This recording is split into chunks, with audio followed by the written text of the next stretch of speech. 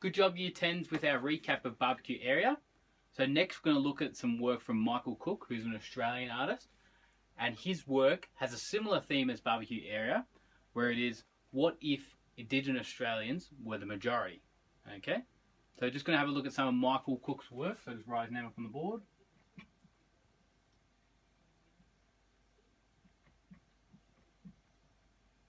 And as I said, he's an Australian artist.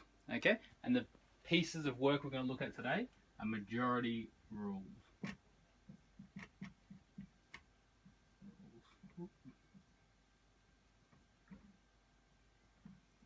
Okay, and as I said, it's a similar theme to that in barbecue area, where the roles are flipped. So as if we saw in barbecue area, where we saw the white people reenacting the roles of Indigenous Australians, whereas in this, same again, we see a Indigenous male enact the roles of white males in the 1940s and 1950s.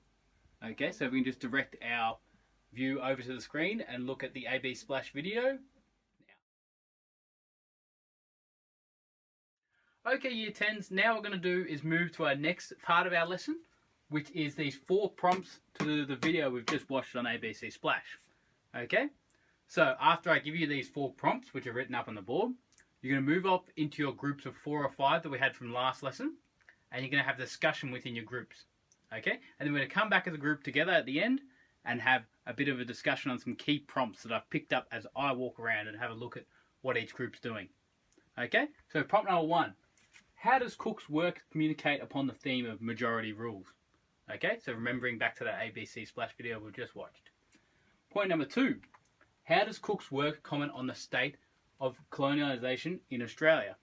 Okay, we've looked at colonialisation in previous lessons. Okay, we recap from what we've related from our Splash video as well. Point number 3. Do you think this art from Cook promotes discussion about treatment of Indigenous Australian peoples in the past? Why? Why not? And our final prompt, number 4. What about Aboriginal and Torres Strait Islander peoples now? Okay. Prompts 3 and 4 obviously are going to depend a bit more on our interpretation. And as we've done some work on Indigenous Australians in the past before, okay, we can have a bit more and bring that knowledge from our previous lessons into these 2 questions. Okay, so as I said, we're going to break up into groups of 4 or 5 from the previous lesson and start our discussion. Good job, Year 10s. You contributed really well to the 4 prompts up on the board. We're just going to have a quick recap of prompt 1 and prompt 2. Okay, so coming from your feedback, prompt number 1, Indigenous Australian people are clearly the majority. I think this came from group 1 over here. So, as we saw in the work, clearly from all the different pictures we looked at, the majority was Indigenous Australian peoples, which is, like barbecue area, flipped. Okay?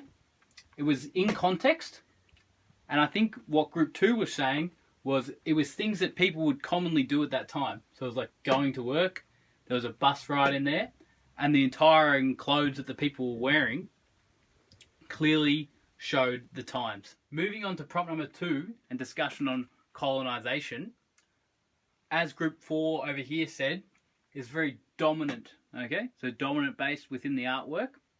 Okay, there was no sign of other minorities in the artwork. Okay, so it was just one race. As group 3 over here showed, clearly it was the 1940s and 1950s, and that relates back to prompt number 1. So what they were wearing, what they were doing, you saw the briefcases. Topical to the era, as group 3 over here said. Context, okay? Like barbecue area, flipped, like we were saying, but this was the reality of the time. And then lastly, I think this was group number 1 over here, through artist expression, showing Aboriginal and Torres Strait Islander peoples as the majority. Okay? As we could see in the bus, where it was a length shot, and we got to see everyone sitting on the bus. Okay? What I'm going to do now is I'm going to give you and your groups 2 minutes of quiet discussion and see if we can add to anything for prompts number 3 and 4, and then we're going to put our ideas up on the board.